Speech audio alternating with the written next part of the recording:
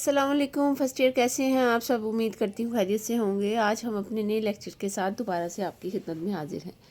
جو نیا لیکچر ہمارا ہے وہ سورہ توبہ کے حوالے سے ہے۔ سورہ توبہ کے بارے میں ہم نے جاننا ہے، پڑھنا ہے اور اس کے بارے میں سمجھنا ہے۔ تو میں نے اس میں ہیڈنگ ساری نام لگا دیے ہیں، ہیڈنگ لکھتی ہیں، وہ آپ کو اسکرین پہ بھی نظر آ رہی ہوں گی۔ اگر آپ کو میری سمجھ نہ آئے تو اسکرین سے دیکھ لیا کریں۔ شروع کرتے ہیں۔ بسم اللہ الرحمن الرحیم۔ سورہ توبہ کی تعارف اور خصوصیات۔ سب سے پہلے یہ تعارف ہے، مختصر تعارف لکھے ہوئے آپ اس کا یہ سارا کچھ لکھیں گے۔ یہ ایک شارٹ کویسچن ہے۔ تو سب سے پہلے ہے سورہ توبہ قرآن مجید کے ترتیب کے اعتبار سے نویں صورت ہے، ٹھیک ہے۔ یہ MCQs ہے، یہاں پہ ہم ہائی لائٹ کرتے ہیں ہمیشہ کی طرح۔ اگر یہ آ جاتا ہے کہ کے لحاظ سے کتنی صورت ہے تو آپ لکھیں گے سورہ توبہ ترتیب توقیفی کے لحاظ سے نویں صورت ہے۔ اس میں کل 129 آیات ہیں، 129 آیات ہیں اور رکوع جو ہے وہ 16 ہے۔ سورہ توبہ مدنی صورت ہے۔ یہ سارے MCQs ہیں۔ زمانہ نزول، سورہ توبہ کا زمانہ نزول کیا ہے؟ سورہ توبہ کا زمانہ نزول حیات طیبہ کے آخری دور میں غزوہ تبوک کے بعد نازل ہوا، ٹھیک ہے۔ مفسرین نے اس سورت کے مختلف نام ذکر کیے ہیں۔ سورہ توبہ کے مختلف نام ذکر کیے ہیں وہ بتائیں، ٹھیک ہے۔ سورہ توبہ کے جو مختلف نام ذکر کیے گئے ہیں وہ بتائیں، وہ آپ بتائیں گے۔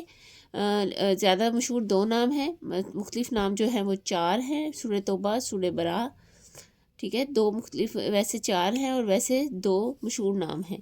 اس کو سورہ توبہ کیوں کہا جاتا ہے؟ شارٹ کویسچن ہے۔ اس کو سورہ توبہ اس لیے کہا جاتا ہے کہ سورہ توبہ اس میں سے چند ان صحابہ کرام رضی اللہ تعالیٰ عنہم کی توبہ قبول ہونے کا ذکر ہے جو کسی وجہ سے غزوہ تبوک کی مہم میں شریک نہ ہو سکے اور بعد میں انہوں نے اپنی غلطی سے اس کا اعتراف کرتے ہوئے سچی توبہ کر لی۔ سورہ توبہ کی یہ وجہ تسمیہ ہے، یہاں میں نے لکھا ہے، ٹھیک ہے۔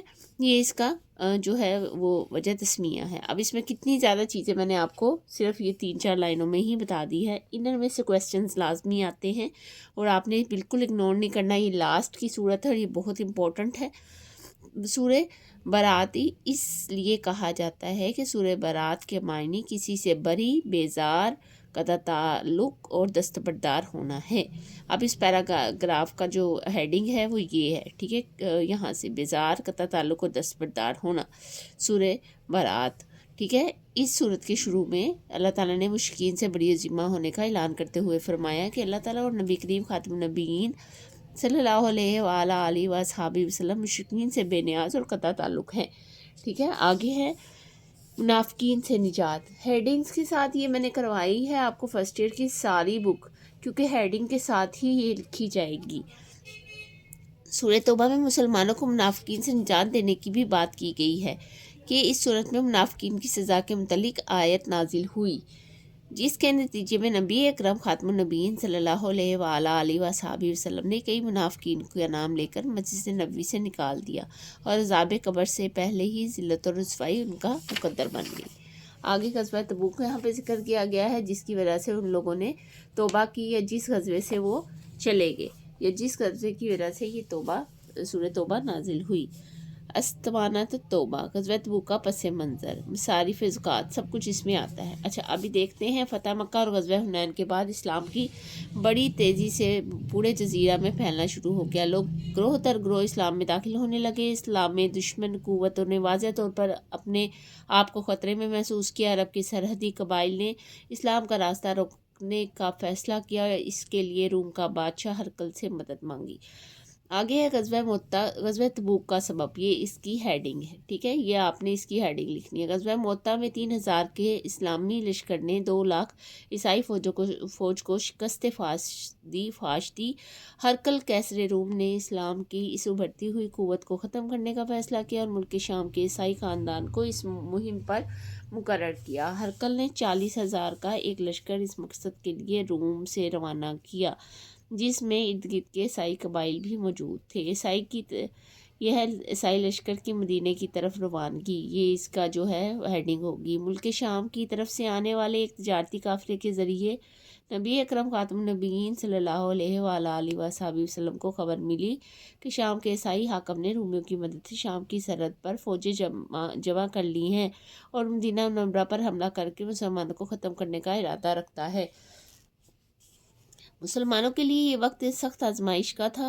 गुज़िश्ता साल फसल कम हुई थी और कहत ने सब कुछ तबाह कर दिया था। अब जब जहाद का हुक्म हुआ तो फसल बिल्कुल तैयार और पक्की हो हुई थी।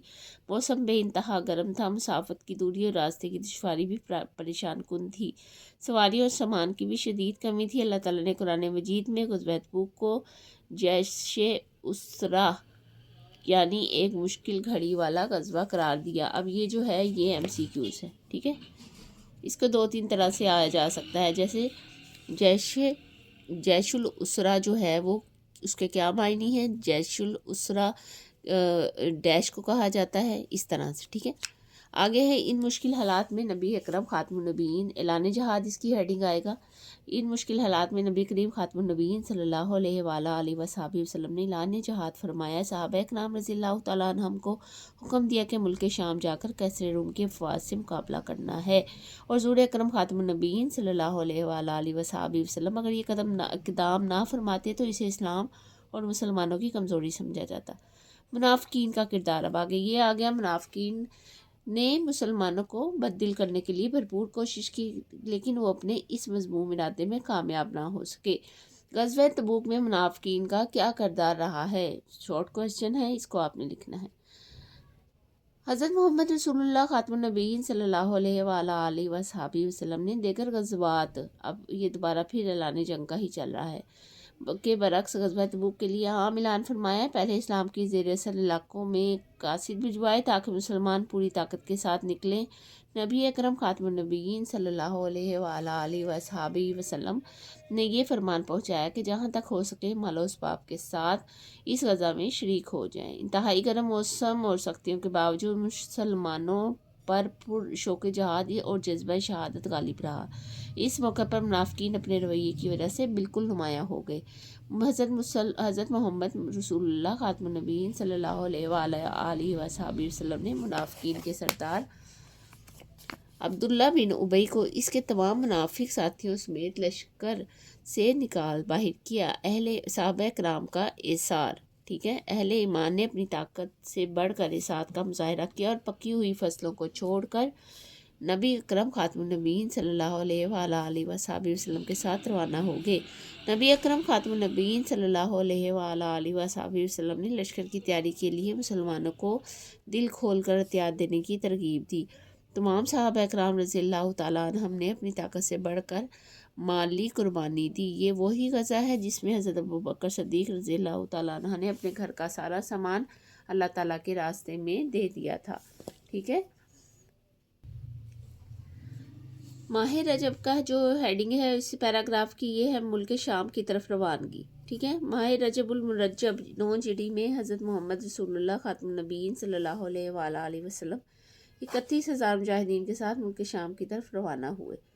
इनमें 10,000 सवार भी थे। सवारियों की कमी की वजह से एक ऊँट पर बारी बारी बहुत से लोग सवार होते। इस्लामी लश्कर ने 500 मील का फासला बड़ी मुश्किलात के साथ तय किया। तबूक पहुंचकर मालूम हुआ रूमी फ़ौज इधर उधर बिखर गई है। इसने मुसलमानों से लड़ाई मोल लेने का ख्याल दिल से निकाल दिया है। आगे जो पैराग्राफ है उसका है मदीना मुनव्वरा की तरफ वापसी। मुसलमानों की फ़ौज 20 दिन तक मुकाम तबूक में ठहरी रही, लेकिन कोई मुकाबला ना हुआ। फिर नबी अकरम खातमुन नबीयीन सल्लल्लाहु अलैहि वसल्लम ने अपने मुजाहिदीन को वापस मदीना मुनव्वरा रवानगी का हुक्म दे दिया।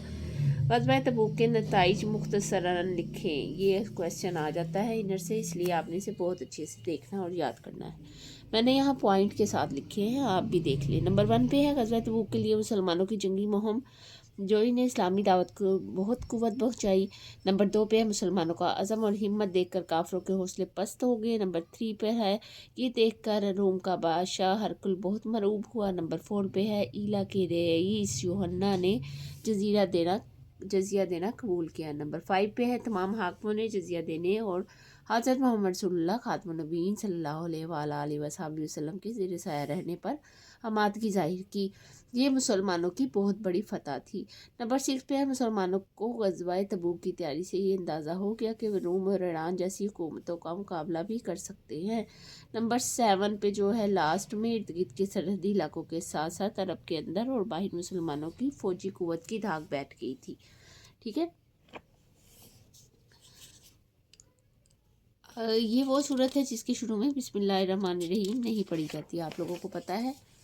آگے اس کے علمی اور عملی نکات ہیں۔ سورہ توبہ کے جو ہے مرکزی مضمون مشرکین سے اعلان برات یعنی لا تعلقی کا اظہار، کفار کا حرف شین سے نکالے جانا اور منافقین کی رسوائی ہے۔ سورہ توبہ قرآن مجید کی واحد صورت ہے جس کے آغاز میں بسم اللہ الرحمن الرحیم درج نہیں ہے۔ ابھی میں نے آپ کو بتایا مفسرین نے سورہ توبہ کے شروع میں بسم اللہ الرحمن الرحیم نہ لکھنے کی وجہ بیان فرمائے۔ مختصر سوال آ جاتا ہے، یہ میں نے ہیڈنگ آلریڈی دے دی۔ مفسرین کرام فرماتے ہیں کہ نبی اکرم خاتم النبیین صلی اللہ علیہ وآلہ وصحبہ وسلم نے اس کے آغاز میں بسم اللہ نہیں لکھوائی تھی، اور بعد میں آپ خاتم النبیین پہلی وجہ لکھیں گے ہم۔ پہلی وجہ آپ خاتم النبیین صلی اللہ علیہ وآلہ وسلم کا اتباع کرتے ہوئے یہ سلسلہ رہا۔ دوسری وجہ بسم اللہ نہ لکھنے کی ایک وجہ یہ بھی بیان کی گئی ہے کہ یہ سورت کا نزول امان کا حکم اٹھا لینے کے لیے ہوا، اور بسم اللہ الرحمن الرحیم امان کی تعلیم ہے۔ آگے ہے سورہ توبہ کے مضامین کو نکات کی صورت میں یوں بیان کیا جا سکتا ہے۔ اللہ تعالیٰ اور اس کے رسول حضرت محمد صلی اللہ علیہ وآلہ وسلم مشرکین سے بیزاری آئے گا سب سے پہلے کی طرف سے مشکلوں سے بیزاری، اور آئندہ انہیں بیت اللہ کے قریب نہ آنے دینے کا اعلان ہے۔ ایمان کامل، مسجد کی تعمیر اور نگرانی کے لیے ایمان کامل کو لازمی قرار دیا گیا۔ جنگ حنین کا تذکرہ، ہجرت کرنے والے مومنین کی فضیلتوں اور جنگ حنین کا تذکرہ ہے۔ یہود اور نصارہ کا شریک ٹھہرانا، الگ سے میں اس لیے لکھ دیتی ہوں تاکہ آپ کو سمجھ میں آ جائے۔ مشرکین کی طرف سے یہاں یہود اور نصارہ کا پیغمبروں کو اللہ تعالیٰ کا شریک ٹھہرانے کا بیان ہے اس صورت میں۔ حرمت والے مہینے، مشرکین کی طرف سے حرمت والے مہینوں میں اپنی مرضی سے رد و بدل کرنے کو کفر قرار دیا گیا ہے۔ منافقین کی سرزش، اہل ایمان کو قتال فی سبیل اللہ کے لیے ابھارا گیا اور منافقین کی سرزنش کی گئی ہے۔ آگے ہے حضرت ابوبکر صدیق رضی اللہ تعالیٰ عنہ کی رفاقت کا تذکرہ۔ دوران ہجرت غار ثور میں حضرت ابوبکر صدیق رضی اللہ تعالیٰ عنہ اور نبی اکرم خاتم النبیین صلی اللہ علیہ وآلہ وسلم کی رفاقت کا تذکرہ ہے۔ جہاد کی ترغیب، زکوٰۃ کے مصارف اور مومنین مجاہدین کی تعریف اور جہاد کرنے کی ترغیب کا بیان ہے۔ منافقین کی مذمت، منافقین کی مذمت کرنے کے ساتھ ساتھ ان کی سازشیں اور منافقانہ حرکتیں بھی بے نقاب کی گئیں۔ توبہ کا ذکر، بعض صحابہ اکرام رضی اللہ تعالیٰ عنہم کی توبہ کا ذکر ہے جو کسی وجہ سے غزوہ تبوک میں شرکت سے رہ گئے تھے۔ جہاد اور علم کی فضیلت، جہاد اور علم کی فضیلت کا بیان کے ساتھ حضرت محمد رسول اللہ خاتم النبیین صلی اللہ علیہ وآلہ وصحبہ وسلم کی صفات عالیہ کا ذکر کیا گیا ہے جو حضرت ابوبکر صدیق کی رفاقت کو کیا کرتا ہے، بیان کرتا ہے۔ ٹھیک ہے، آگے ہے علمی اور عملی نکات۔ پہلے ہے مضامین اور نکات تھے۔ سورہ توبہ کے مطالعے سے جو علمی اور عملی نکات معلوم ہوتے ہیں ان میں سے چند ایک تفصیل ہے۔ دشمنوں میں بھی اکثر کچھ لوگ عہد پر قائم ہوں تو ان کا لحاظ کرنا چاہیے، ان کے ساتھ عہد شکنی کرنے والوں جیسا سلوک نہیں کرنا چاہیے۔ یہ عہد پر قائم رہنے والوں کا لحاظ کرنا، اس کی ہیڈنگ ہے سچے دل سے ایمان کی صفات۔ یہ نیچے والے کی ہیڈنگ ہے حالت کفر میں اسلام میں آ جانے والے مسلمانوں کے بھائی بن جاتے ہیں اور وہ حقوق میں دوسرے مسلمانوں کے ساتھ برابر کا حق رکھتے ہیں۔ سچے اہل ایمان کی صفات، سچے اہل ایمان اللہ تعالیٰ کا ہی خوف رکھتے ہیں، وہ اہل باطل اور مخلوق سے خوف زدہ نہیں ہوتے۔ جو اللہ تعالیٰ سے ڈرتا ہے وہ اللہ تعالیٰ اسے مخلوق سے بے خوف کر دیتا ہے۔ اہل ایمان کا اللہ تعالیٰ پر بھروسہ، اہل ایمان کا کامل بھروسہ اللہ تعالیٰ پر ہوتا ہے۔ اللہ تعالیٰ کی طرف سے جو بھی فیصلہ ہو وہ اس پر راضی رہتے ہیں۔ دردناک عذاب کی وعید، جو لوگ دوسروں کو تکلیف پہنچاتے ہیں ان کے لیے دردناک عذاب کی وعید ہے۔ آگے اس کی ہیڈنگ جو ہے، اس کی ہیڈنگ ہے منافقانہ طرز عمل۔ اللہ تعالیٰ کے نزدیک منافقانہ طرز عمل یہ ہے کہ بندہ مال کے حصول اور رزق کی فراوانی کے لیے تو دعائیں کرے، لیکن جب اللہ تعالیٰ اسے مال اور خوشحالی عطا کرے تو اللہ تعالیٰ کی راہ میں مال خرچ کرنے کی ذمہ داری فراموش کر دے۔ محبوب بندوں کی نگہبانی، اللہ تعالیٰ اپنے محبوب بندوں کی نگہبانی فرماتا ہے۔ اللہ تعالیٰ کے محبوب بندوں کو جب کوئی تکلیف پہنچاتا ہے تو اللہ تعالیٰ ان کی حفاظت فرماتا ہے۔ منافقین جہاد اور نیکی کاموں میں پیچھے رہنا پسند کرتے ہیں، منافقین کا طرز عمل۔ ٹھیک ہے، اب ہم کریں گے یہ اتنا ہی کیونکہ اس کا جو ٹرانسلیشن ہے وہ زیادہ لینتھی ہو جائے گی پھر اگر میں وہ اس کے ساتھ کروں گی، تو مجھے امید ہے کہ اس کی ساری ہیڈنگز آپ کو نظر بھی آ رہی ہوں گی اور سمجھ بھی آئی ہوں گی۔ اپنا بہت سارا خیال رکھیے گا، اس کو بہت اچھے سے یاد کیجیے گا کیونکہ اس کا یاد کرنا آپ کے لیے بہت اچھا ہے۔ اس میں بہت سے امپورٹنٹ چیزیں آپ کو نظر آئیں گی جو ابھی آپ کو پتہ نہیں ہے لیکن آپ کو یہ بعد میں سمجھ آئیں گی۔ ٹھیک ہے، جب آپ اس کو اسٹڈی کریں گے۔ امید کرتی ہوں کہ یہ ساری جو آج لیکچر لیا گیا یہ سارا سمجھ آ گیا ہوگا۔ نیکسٹ لیکچر میں اس کا لاسٹ جو ہے پارٹ 2 کریں گے تاکہ ہمیں وہ بھی اچھے سے سمجھ آ جائے، وہ ہوگا ٹرانسلیشن کا اور اس کی ایکسرسائز کا۔